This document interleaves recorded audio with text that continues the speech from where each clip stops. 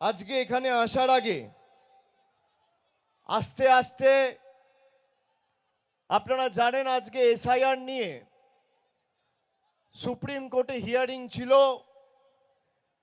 এবং দলীয়ভাবে তৃণমূল কংগ্রেস সেই মামলা ফাইল করেছে।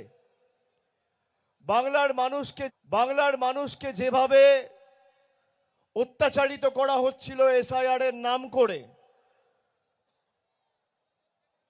প্রায় 2 মাস 2.5 মাস ধরে গরিব মানুষ, বয়স্ক মানুষ সবকিছু ঠিক থাকার পরেও তাদের নাম যাতে ভোটার তালিকায় না থাকে, গায়ের জোরে বিজেপির সহকারী সংস্থা নির্বাচন কমিশন চেষ্টা করেছিল তাদের নাম বাদ দেওয়ার। গত 31শে ডিসেম্বর, আজ থেকে ঠিক 20 দিন আগে আমি দিল্লিতে গেছিলাম। আমাদের 10 জনের প্রতিনিধি দল চিফ ইলেকশন কমিশনারের সাথে বৈঠক করেছিল। আমাদের দাবি ছিল এই যে 1,35,00,000 লজিক্যাল ডিসক্রিপেন্সির নামে মানুষকে হেনস্থা করা হচ্ছে, সবকিছু ঠিক থাকার পরেও হিয়ারিং নোটিশ পাঠানো হচ্ছে, এদের তালিকা প্রকাশ করুন। নির্বাচন কমিশন বলেছিল আমরা তালিকা প্রকাশ করব না। তার কারণ তালিকা যদি প্রকাশিত হতো এদের খেলাটা ধরা পড়ে যেত। আমরা বলেছিলাম যে হিয়ারিং ভেন্যুতে আমাদের দলের বিএলএ টুরা থাকবে, নির্বাচন কমিশন বলেছিল থাকবে না।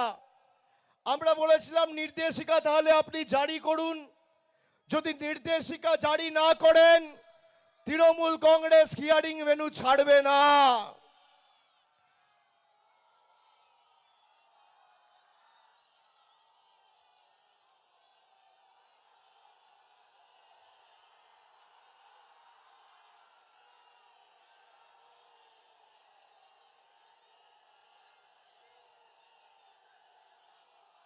আমি অত্যন্ত খুশি এবং আনন্দিত। এমনিতেই উত্তর 24 পরগনার মাটি আমার জন্য খুব লাকি।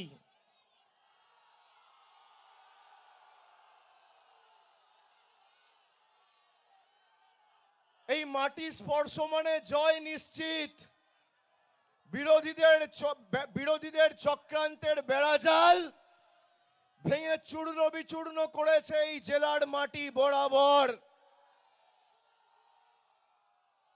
আজকে আস্তে আস্তে খবর পেলাম দেশের সর্বোচ্চ আদালত সুপ্রিম কোর্ট তৃণমূলের দাবিকে মান্যতা দিয়ে বলেছে লজিক্যাল ডিসক্রিপেন্সি লিস্ট রিলিজ করতে হবে।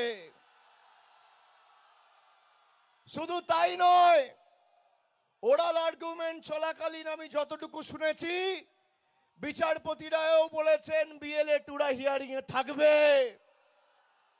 এর সাথে যারা হিয়ারিং এ যাচ্ছে তাদেরকে রসিদ দিতে হবে, অ্যাকনলেজমেন্ট দিতে হবে। বিজেপির এসআইআর এর খেলা শেষ।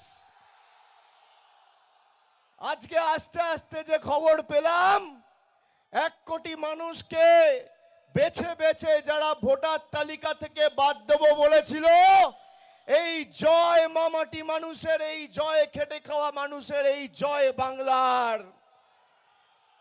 যারা বাংলার মানুষকে খালি ভাতে মেরে চুপ করে বসে থাকেনি, আমাদের মৌলিক অধিকার ভোটাধিকার কেড়ে নিতে চেয়েছে, তাদের 2 গালে 2টো কষিয়ে থাপ্পড় মেরেছে দেশের সর্বোচ্চ আদালত।